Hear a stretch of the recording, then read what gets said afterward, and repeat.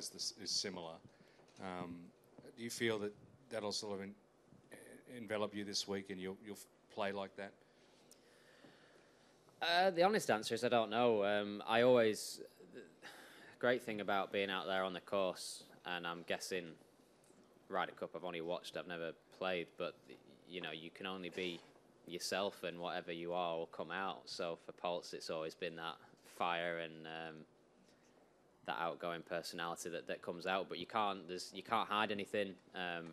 There's no point trying to hold anything back or do something different or try and be a different personality. It's the Ryder Cup. It's the most pressure you're ever going to be under, I'm guessing, and whoever you are, that will just come out on the 3 days. And do you feel that you'll mesh with a player of similar style to that, or one opposite maybe that keeps things calm at times? Very good question. I don't know. I know that I'm quite an easy guy to put with most people, really, and that's I know there's plenty of the guys that I would love to play with, and I think it's Thomas's job to put the guys together. But for me, there's literally there's no preference, and I mean I'll be there for the team, and I'll do whatever's necessary, really. Got a microphone, one on the right hand side, John. On that, Tommy, do you know who you're playing with this morning, or what? This morning, yeah, it's me, Fran, Pulse, and Tyrrell. We're all doing the media this morning and then going out later. Whether that's any indication or not for the rest of the week, we don't know, but I'm sure it gets tossed around quite a lot. But it'll be a nice morning, nice Tuesday morning. Got a microphone forward, down at the back. Tommy, Jim Furyk said that he's very concerned that his guys, and some of them have not even seen this golf course, they need to learn the Golf National, considering you and your teammates have played here so frequently. Is that a mental advantage come Friday? It's difficult when it's, when it's the best players in the world and we play on golf courses week in, week out where we have to learn a new golf course. So it's difficult to say how much of an advantage it'll be. It can only be a good thing, or it can't do any harm that we know the course better, or we've played it more times. And yeah, there are certain parts of it. I mean, I played the French Open 4 times and didn't do any good, and then on the 5th time I won.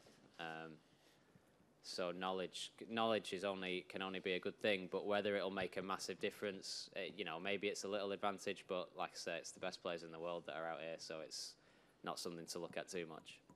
I'm going to go Ewan on microphone 2.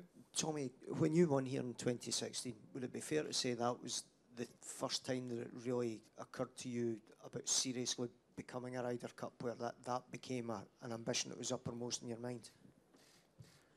The points hadn't started yet, but I think at the time when I won, it was the race to Dubai that was at the front of my mind, and the Ryder Cup points hadn't started yet.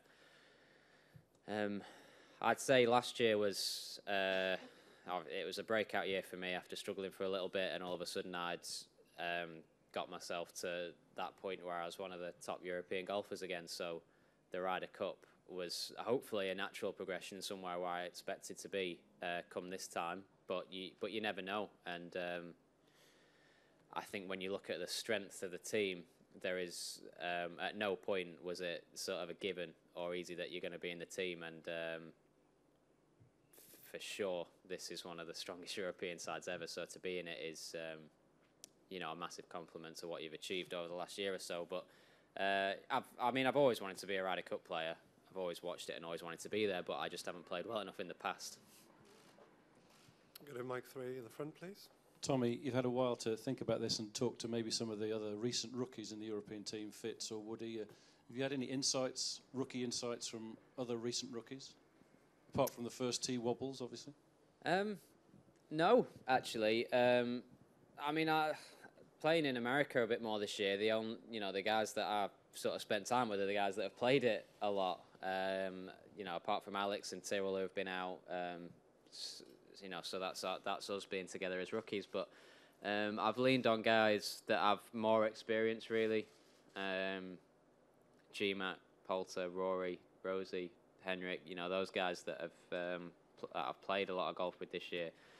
kind of lent on them a bit more to get advice and to get a feel for how it is. And I mean, the truth is, they all try, but they all say you can't describe it, and you can't. You know, there's no way of knowing how you feel until you get to that first tee, and it's the most nervous you'll ever be. So then it's up to you to embrace it and deal with it. I'm going to go microphone 1, Stephen, please. Just about that first tee shot. Paul's just said it's the most nerve-wracking tee shot you'll play in golf. Have you sort of envisaged, gone through it in your mind and envisaged how you're going to feel, and how do you think you'll feel when you go into it? Yeah, well, the number one thing I've pictured since the Ryder Cup kind of became a goal is that first tee shot. That's been front and centre in my mind, and when I've thought about the Ryder Cup in Paris especially, I've thought about that first tee shot, standing on that first tee and being a Ryder Cup member and playing for that team and hitting that tee shot and what that's going to be like. So I've thought about it plenty, but again, nothing prepares you for the real thing. And Grandstand's pretty big. It's no denying that. But looking forward to it. It's something that everybody wants in their career. So as nerve-wracking as it is, and whatever those feelings are, everybody wants that in their life. So you have to just take it on and let it all happen. Microphone 2 at the back, John. Tommy, have you talked to Pep about the Ryder Cup? Is he coming over? And to Pep Guardiola? Oh yeah, yeah. He was one of, like, we all have these videos in the room, these motivational videos, and he was one of the guys that sent a message to me. I'm not sure whether he's coming over. Obviously, I'm sure he's busy at the weekend, but he might make it over. But we talk quite a lot.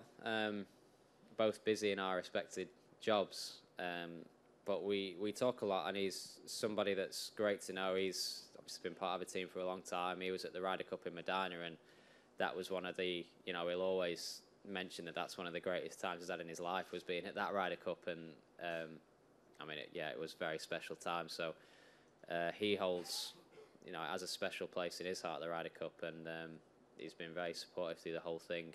And maybe we'll see him. I don't know. I don't know when Man City's next match is, whether it's Saturday or Sunday. Going to microphone 3, Doug. First of all, Tommy, are you wearing a hat this week? Yeah, I have to. Otherwise, it's going to be flopping in my eyes, so it'll be no good. Very good. Second, as I was thinking about the closing stretch here, from your experience on various courses and moments, have you found it easier when the pressure is at its greatest? Is it easier to make a birdie on an easy hole or a par on a hard one? There's different types of pressure, and sometimes when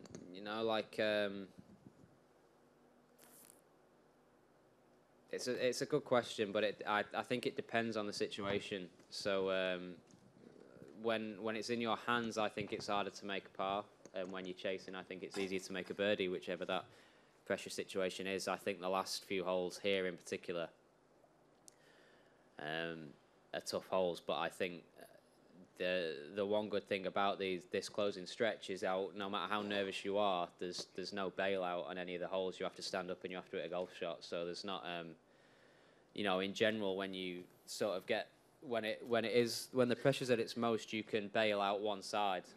You're going to stand up on these holes and there's nowhere to go. So you have to either hit a good shot or you're in trouble. And I've always thought that closing stretch, that's the one good thing about it, is that you have no other option other than to try and hit a good shot.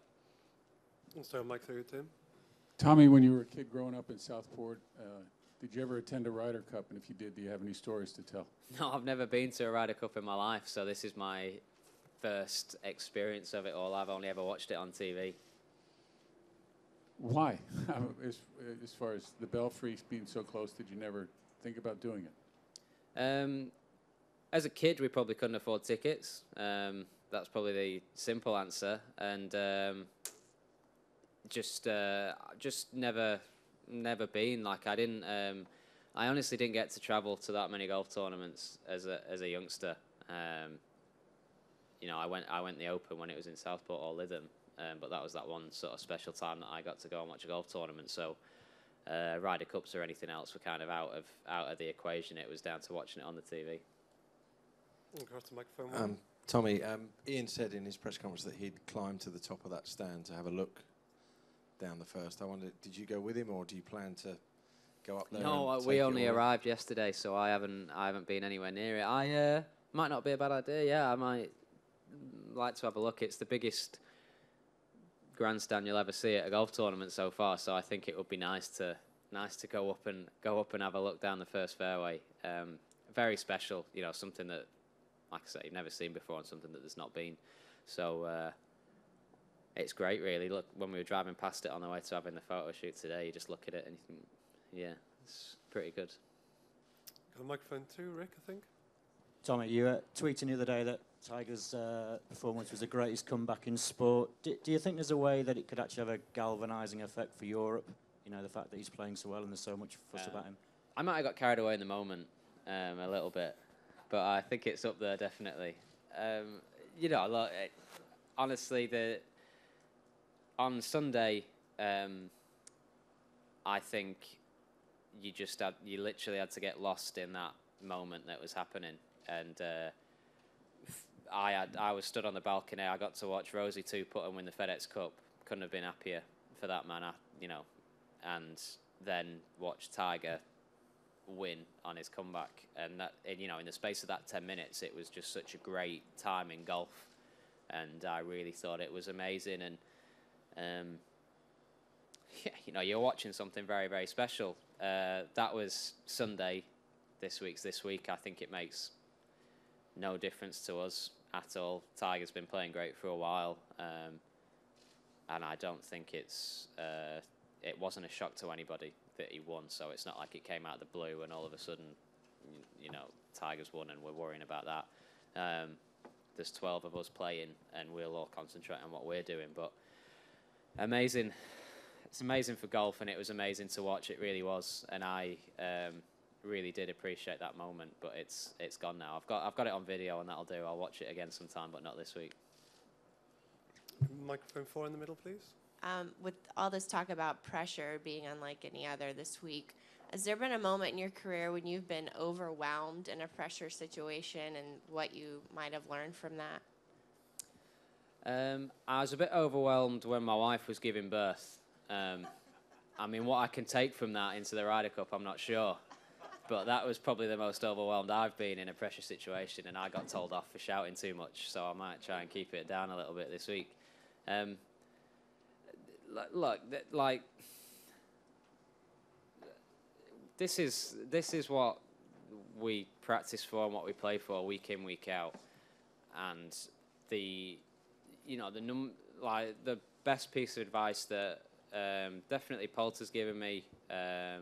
Rory says the same thing. He says it's the most pressure you'll ever feel. You know, whatever nerves you've felt up to now, times it by 10, and that's what you have. He says, but this is what you want, and this is what we play for. He said, so embrace it, take it all in, and that, you know, that's what you've got to remember. It's not like as daunting as it can be. It's not I mean, come on, it's not a chore to be playing in the Ryder Cup. It's the greatest thing you'll ever do in your career, and I'm very excited about whatever those feelings are. If it goes good or bad, I really hope it goes well, because I want to play well for the team. I want us to win the Ryder Cup. I want to do well for Thomas and all, you know, everybody that's involved. If it goes bad, then it'll be a massive learning experience, but that's not something I'm sort of worried about right now. Just whatever we can do for the team, we do, and it's massively different. You're here with, I mean, there's 12 players, captain, there's the vice captains, there's the backroom staff, and there's the whole continent behind you. You know, there's a lot of you in this together, so I think good or bad, you're going to get carried through it all week. Okay, Tommy, well, we'll let you go. Thank you very much for joining us. We appreciate it. Thanks.